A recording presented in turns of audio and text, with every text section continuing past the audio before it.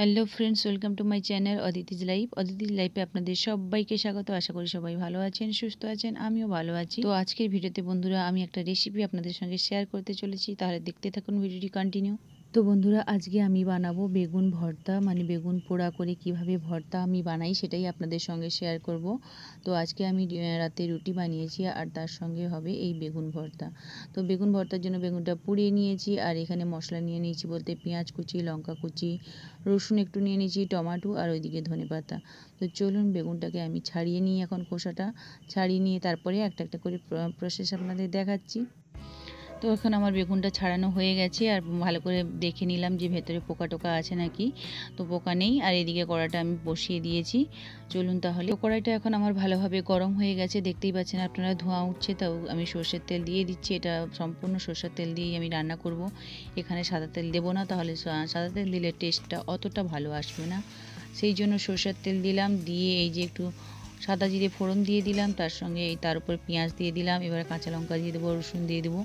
তো ভিডিওটি কন্টিনিউ আপনারা দেখতে থাকুন। তো এইরকমইভাবে বেগুন ভর্তা বানিয়ে বেশ রুটির সঙ্গে খেতে দারুণ লাগে, ভাতেও গরম ভাতেও ভালো লাগবে। তো আমি মেনলি বানাই রুটির জন্য। রাতে রুটির জন্য আলাদা কোনো সবজি না থাকলে তখন কি করি, চটজলদি এইটা করে নিই। এটা খেতেও ভালো লাগে, সুস্বাদু, আর বেশ মানে কি কম সময়ে হয়ে যায়। তো যাই হোক, আমার তো চোখের অ্যালার্জির কারণে আমি তো সেরকম খেতে পারবো না, অল্প একটু টেস্ট করার জন্য হয়তো নেব, কিন্তু দুপুরে সবজি আছে সেইটা দিয়ে আমি খাবো।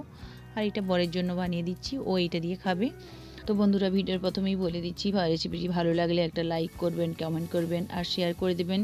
আর বিশেষ করে চ্যানেলটাকে প্লিজ প্লিজ প্লিজ সবাই সাবস্ক্রাইব করে নেবেন। আর যারা ফেসবুক থেকে দেখবেন আমাকে প্লিজ ফলো করে নেবেন আমার পেজটিকে। আর আমার পেঁয়াজগুলো, তো পেঁয়াজ রসুন কাঁচা লঙ্কা একটু ভাজা হয়ে যেতে আমি যে টমেটো দিয়ে দিয়েছি, তার উপর গুঁড়া মশলাগুলো দিয়ে দিলাম, হলুদ গুঁড়ো, লঙ্কা গুঁড়ো, জিরা গুঁড়ো, ধনে গুঁড়ো, সব কিছুই দিয়ে এই যে ভালো করে মশলাটাকে আমি নেড়ে চেড়ে নিচ্ছি। নেড়ে পাক করে নিয়ে তারপরে এর উপর আমি বেগুনটা দিয়ে দেবো। তো যাই হোক, মশলাটা মোটামুটি ভাজা হয়ে যেতে অল্প করে জল দিয়ে দিয়েছি। জল দিয়ে আমি এবার এটাকে মশলাটাকে একটু ফুটিয়ে নেব। ফুটিয়ে নিয়ে তারপরে বেগুনটা দেবো। বেগুনটা দিয়ে আবার নাড়চাড়া করতে হবে। তো যেহেতু একজনের মাপে পরিমাণেই করছি, সেই জন্য একটা বেগুন দিয়েই করছি। তাও এটা অনেকটাই হয়ে যাবে বন্ধুরা, এত মানে 2-3 জন ভালোভাবেই খেতে পারবে। তো জল দিয়ে এবারে মশলাটাকে ফুটিয়ে নিয়েই চলুন। আর এরকম বেগুন ভর্তা কার কার ভালো লাগে অবশ্যই কিন্তু কমেন্ট বক্সে জানাবেন। তো আপনারা কমেন্ট করলে আমার ভিডিওটা বানাতে আরও বেশি ভালো লাগে।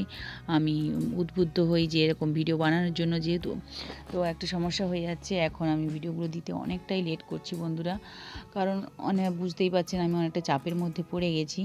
তো যাই হোক, সময় করে তার মাঝে মাঝে আমি এডিট করে আপনাদের দেওয়ার চেষ্টা করছি। প্লিজ সবাই সঙ্গে থাকবেন, পাশে থাকবেন আর আমাকে সাপোর্ট করবেন।